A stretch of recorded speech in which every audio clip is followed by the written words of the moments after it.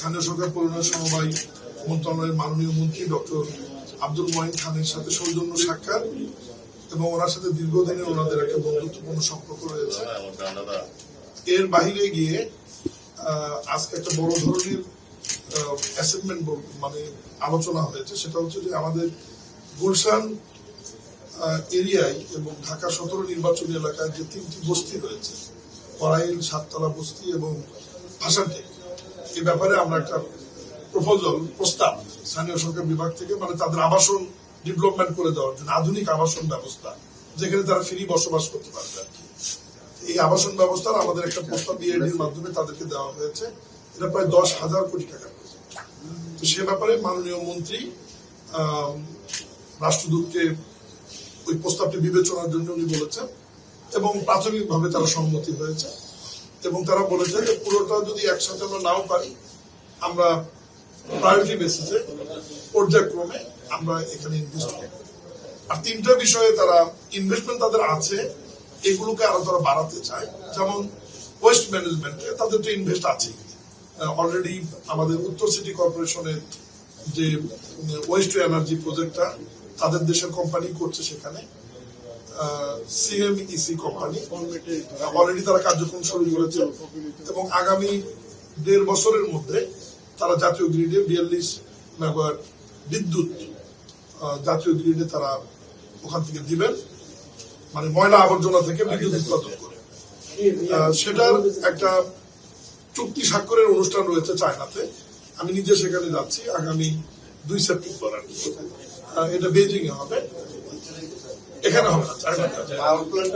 আমিন বাজার north city corporation আমিন বাজার আমাদের ড্যাম্পিং পয়েন্ট যেটা ল্যান্ড ফিল যেটা রয়েছে, এটা ওনাকে অবহিত করেছে এবং উনি সেটা জানেও যে আমি যাচ্ছি সেখানে।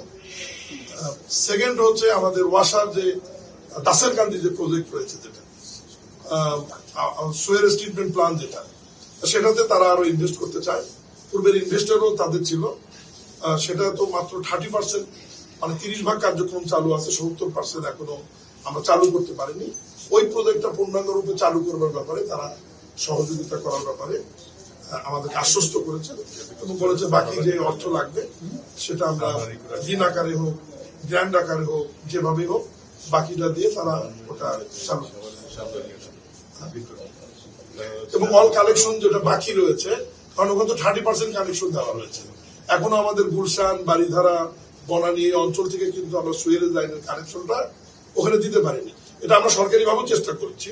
আমাদেরও 1,000 কোটি টাকার একটা প্রজেক্ট আমরা অলরেডি প্ল্যানিং কমিশনে জমা দিয়েছি জিওবি থেকে। সেই জিনিসটা আবার ওনাদেরকেও বলেছি, যদি ওনারা ইনভেস্ট করতে পারে তাহলে আমাদের রাষ্ট্রীয় কোষাগারের চাপটা এই মুহূর্তে কমে যাবে, 1,000 কোটি টাকা তাহলে আমাদের লাগবে না। এটা নিয়ে উনি সম্মতি দিয়েছেন যে ঠিক আছে, এটা নিয়ে তাহলে আমরা কাজ করবো। সেকেন্ড যেটা, ওই যে আমি যেটা বললাম যে রিনিউয়েবল এনার্জি, যেটা নবায়নযোগ্য জ্বালানি, যেটা ওয়েস্ট টু এনার্জির বাইরেও তারা আমাদের সাথে সৌর বিদ্যুৎ, আমাদের যেহেতু একদম প্রাতিষ্ঠানিক রূপ রয়েছে একদম মাঠ পর্যায় পর্যন্ত, ইউনিয়ন পরিষদ, উপজেলা পরিষদ, হাট বাজার, গ্রামীণ হাট বাজার, এরপর পৌরসভা, সিটি কর্পোরেশন, এই জায়গাগুলোর রুফটপে আমরা সোলারের মাধ্যমে যাতে সৌর বিদ্যুৎ উৎপাদন করতে পারি সে ব্যাপারেও তারা সহায়তা করবে। এবং এই বিদ্যুৎটা এরকম, এখন আমরা একটা বিদ্যুৎ মন্ত্রণালয় যেভাবে এখন যাচ্ছে সেটা হচ্ছে নেট মিটারিং এর মাধ্যমে আর কি। দিনের বেলা যদি আমরা সৌর বিদ্যুৎটা ইউজ করি, রাতের বেলা যদি আবার আমরা মানে পিডিবির বিদ্যুৎ ইউজ করি, তাহলে নেট মিটারিং এর মাধ্যমে ওটা সমন্বয় হবে। এ ব্যাপারেও তারা ইনভেস্ট করার জন্য সম্মত হয়েছে। এটা মূলত আমাদের মন্ত্রণালয়ের বিষয় ছিল। এর বাইরেও আরো দ্বিপাক্ষিক চায়না বাংলাদেশ সম্পর্ক, আমাদের মাননীয় প্রধানমন্ত্রী যে চায়নাতে গিয়েছিলেন, সেখানে ব্যবসায়ীদের সাথে যে কথা হয়েছে, তারপর তারা যে ইকোনমিক জোন যেটা চিটাগংয়ে মাননীয় প্রধানমন্ত্রী গিয়েছিলেন, উদ্বোধন করেছেন, সেটার ব্যাপারেও আমাদের মাননীয় মন্ত্রীকে উনি অবহিত করেছেন। এর বাইরে আরো কি কি করছেন আমাদের দেশে, যে কথাগুলো উনি বলে গেল আপনাদের সাথে, এই বিষয়গুলো আলোচনা হয়েছে।